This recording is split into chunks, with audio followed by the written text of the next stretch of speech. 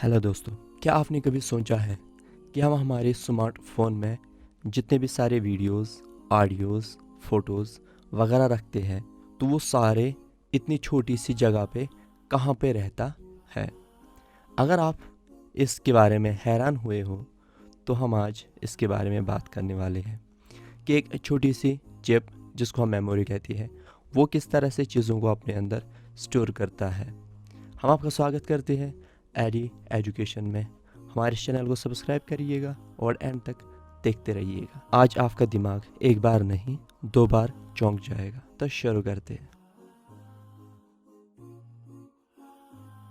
जब भी हम कंप्यूटर में या मोबाइल में कोई भी काम करते रहते हैं तो जहाँ पे हमारा प्रोसेसर प्रोसेसिंग करता रहता है उसके पीछे चुपचाप करके एक चीज़ जिसको हम मेमोरी कहते हैं वो बैठी रहती है और हर किसी चीज़ को प्रोसेसर तक पहुंचाती रहती है। प्रोसेसर इस मेमोरी के बगैर काम नहीं कर सकता। अब हम आज इसी मेमोरी के अंदर चले जाएंगे। मेमोरी वो चिप है जिसके अंदर हम स्टोर करते हैं, सेव करते हैं या रखते हैं डेटा को या किसी भी प्रोग्राम को इन बाइनरी कोड्स में, यानी कि ज़ीरोस और वन्स के फॉर्म में, जिसको हम बाइनरी कहते हैं।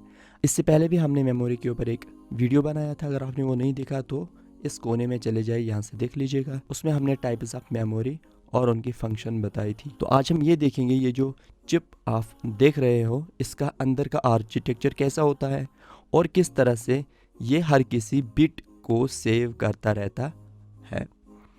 तो उसके लिए हमें नैनोस्कोपिक व्यू चाहिए इस चिप को देखने के लिए। तो हम इसको जब देखेंगे हमें कुछ इस तरह का स्ट्रक्चर दिखेगा जो यहाँ पे है, और इसको थोड़ा और जूम करके देखेंगे तो यहाँ पे है। और अगर हम इसमें से इतने से छोटे हिस्से में चले जाएंगे या इससे भी छोटे हिस्से में चले जाएंगे तो दोस्तों जब हम नैनोस्कोपिक व्यू में सबसे नीचे चले जाएंगे तो हम आखिरी चीज़ जो देख सकते हैं वो ये है। इसको हम कहते हैं चार्जिंग ट्रैप। एक्चुअली में क्या करता है, ये इलेक्ट्रॉन को ट्रैप करता है जिसका चार्ज या तो 0 में होता है या 1 में होता है। जितने भी हमारे ट्रेडिशनल चिप्स हैं उसमें ये सेल, यानी कि उसको हम मेमोरी सेल कहते हैं, कुछ इस तरह से दिखती है अंदर से।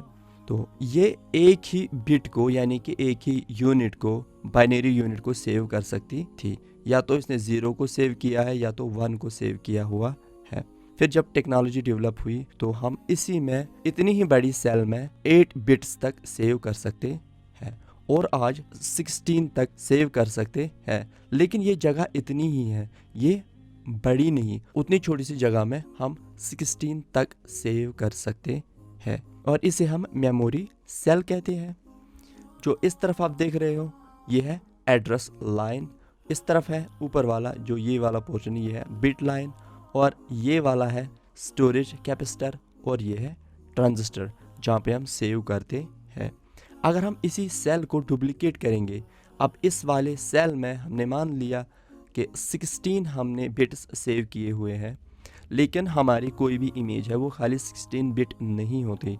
इसलिए हम इसी सेल को कॉपी करेंगे, जैसे हम हमारे बिल्डिंग्स को ईंट से कॉपी करते हैं, यानी कि हर कोई ईंट दूसरे ईंट की जैसी होती है। जब हम इसको कॉपी करेंगे तो कुछ इस तरह का हमें देखने को मिलेगा, यानी कि अब ये बनाएगी ऐसे रोज़ और ऐसे बनाएगी कॉलम्स। तो उनको हम जब ये रोज़, बहुत सारे रोज़ और बहुत सारे कॉलम्स बनाती है तो हम उसको मेमोरी सेल एरे कहते हैं या सिंपली एरे कहते हैं। जैसे हमारे कंप्यूटर में स्प्रेडशीट होती है उसी तरह से ये एरे होता है। इसको और समझने के लिए हम अगर एक पेपर देखेंगे, हमें इस पेपर के ऊपर बहुत सारे कॉलम्स होंगे, इस तरह से कॉलम्स होंगे और बहुत सारे रोज़ होंगे, और जो उसके बीच में हर कोई ये यूनिट बनती है। यहाँ पे हम यूनिट्स देखते हैं तो उनको हम सेल कहेंगे। तो अब इसमें बन रहे हैं, एक तो बने रोज़ और बने कॉलम्स। तो इसके रोज़ में हर एक रो में 50,000 सेल्स होती है और हर किसी रो में 40,000 सेल्स होती है।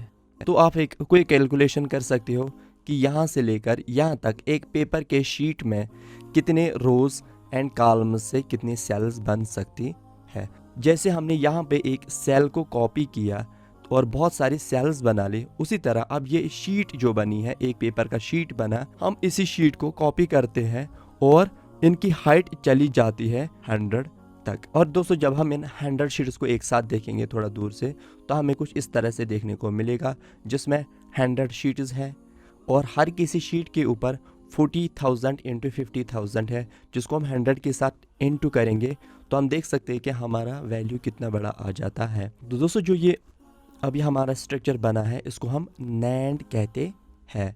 अब क्योंकि ये वर्टिकल होता है, वर्टिकल सेल्स होती है, वो इस तरह से रीड होती है, एक एक करके इसके साथ अटैच होती है, तो इसलिए हम इसको VNAND कहते हैं। अब इतना ही नहीं, अब साइंटिस्ट्स ने क्या किया है, इस एक VNAND को डबल किया हुआ है, यानी कि हम इसके साथ 2 और मल्टीप्लाई करेंगे तो हमें इन दो का वैल्यू पता चलेगा। और फिर इसके सामने एक ऐसी स्ट्रिप रहती है जो बफर के लिए यूज़ होती है। जब यहाँ से कोई भी चीज़ आती है तो वो इसमें तब तक बफर होती रहती जब तक वो कंप्लीट ना आ जाए। यानी कि अगर हमने एक इमेज को स्क्रीन पे देखनी है, तो अगर हमारी इमेज 4 MB की है, जब तक ये इन पूरे 4 MBs को रीड करता है तब तक वो इसमें स्टोर होती है, यानी कि बफर होके यहाँ पे आ जाती है। इसके सामने और भी कुछ कनेक्टर्स होते हैं, जो इलेक्ट्रॉनिक कनेक्टर्स होती है, जिसकी मदद से इनको पावर सप्लाई वगैरह मिलती रहती है। और इतना ही नहीं, अब साइंटिस्ट्स ने इसी को जो एक VNAND को डबल बना दिया गया, अब इसको 8 टाइम्स उन्होंने एक के ऊपर एक रख के एक मेमोरी चिप में, यानी कि इसको हम यहाँ से इंटू 8 कर सकते हैं, तो हमें पता चलेगा कि एक मेमोरी कार्ड में कितनी सेल्स होती है जो हमारे इतने सारे डेटा को स्टोर करती है। और अगर अब हम इसको कंपेयर करेंगे एक पेपर के साथ, आप यहाँ देख सकते हो एक पेपर की हाइट क्या है और इस एक VNAND की हाइट क्या है। यानी कि जब 2 VNAND सामने आ जाएंगे तब जाके हो सकता है इसकी हाइट को वो कंपीट कर पाएंगे। और इस तरह से ये एक दूसरे के ऊपर 8 होते हैं, और जो हमारी छोटी सी चिप में होते हैं, अगर हम इसको ऐसे देखेंगे तो देख नहीं पाएंगे। अब हम पहले देखते हैं कि एक इमेज किस तरह से सेव होती है और किस चीज़ की एक्चुअली में बनी हुई है। दोस्तों अब मैंने यहाँ पर फोटोशॉप खोला है, एक इमेज खोली है, इसको भी जूम करेंगे, ग्रिड सा देखते हैं। ये ग्रिड, तो ये सबसे ज़्यादा जूम हुआ, इसके बाद ये जूम नहीं हो रहा है। अब मैं इस हैंडल को पकड़ रहा हूँ और इसको अप डाउन करूँगा देखने के लिए। देखिए हमें कुछ नहीं दिख रहा, बस यही डिब्बे दिख रहे हैं जिनमें कलर्स है और कोई भी चीज़ हमें नहीं दिख रही। अब मैंने यहाँ पे इसको सिलेक्ट किया हुआ है और मैं यहाँ से कलर पिकर को चूज़ कर रहा हूँ। किसी भी जगह पे जब मैं क्लिक करता हूँ तो ये मुझे उस जगह का कलर दिखाता है। यहाँ पे क्लिक किया तो उस जगह का कलर दिखा रहा है, यहाँ पे क्लिक किया तो उस जगह का कलर दिखा रहा है। यानी कि ये एक डिब्बा जो है इसको हम पिक्सल कहते हैं। यानी कि हर कोई इमेज बहुत सारे पिक्सल से बनी हुई होती है। जैसे हमारे कैमरा में 12 मेगापिक्सल, 13 मेगापिक्सल होता है या 21 मेगापिक्सल होता है, तो जब हम कहीं पे भी क्लिक करते हैं तो आप यहाँ पे देखोगे R वाला वैल्यू चेंज होता है, G वाला वैल्यू चेंज होता है और B वाला वैल्यू चेंज होता है। जब मैं इस कलर को यहाँ लेके जा रहा हूँ वाइट की तरफ और सबसे ऊपर ले जा रहा हूँ, तो इन तीनों का वैल्यू है 255, 255 और 255। जब मैं इसको पूरा नीचे लेके आ रहा हूँ, यानी कि ब्लैक की तरफ पूरा ब्लैक गया, तो इन तीनों का वैल्यू हो गया 000। अब हम वापस चल रहे हैं अपने प्रोजेक्ट पे। तो दोस्तों अब हमने इस इमेज से जो देखा, ये R और G और B इन तीनों का वैल्यू चेंज होता गया। अब ये R होता है रेड, यानी कि हर कोई इमेज हमें 3 कलर्स की बनी हुई होती है, एक तो रेड, दूसरी ग्रीन और तीसरी ब्लू की। और इन तीनों का वैल्यू जो है 0 से लेकर 255 तक होता है। कोई भी कलर इसी 2 कलर के दरमियान में होता है। जब हम इन्हीं का वैल्यू ऊपर नीचे करते हैं और हमारा कोई भी कलर बन जाता है, जैसे यहाँ पर ये बीच में है, तो इसमें अगर हम देखेंगे R का वैल्यू है 132, G का वैल्यू है 98 और B का वैल्यू है 110। इसका मतलब जो सेल अगर मैंने ये वाली सेल सिलेक्ट की हुई थी तो इसके 3 वैल्यूज़ है। और कंप्यूटर को क्या करना पड़ता है, खाली इस सेल का, ये जो आप सेल्स देख रहे हो, ये ग्रिड ऑफ सेल्स जितने भी हमने देखे स्प्रेडशीट की तरफ है, तो कंप्यूटर के अंदर ये एक्चुअली में इन्हीं वैल्यूज़ को सेव करती है, जिससे हमें एक पिक्चर बनती है।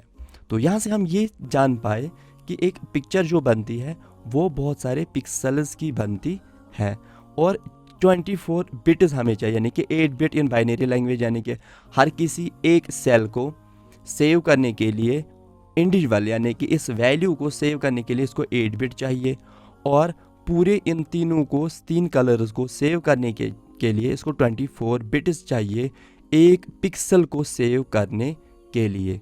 उसी से हम कैलकुलेशन लगा सकते हैं कि 4 MB की एक पिक्चर कितने सेल्स में सेव हो सकती है। अभी फ्लैश ड्राइव सेल्स जितने भी हैं उनकी तादाद जो है, उनकी क्वांटिटी जो है बहुत ज़्यादा बढ़ रही है और हमें टेराबाइट्स में आज मेमोरीज मिल जाती है।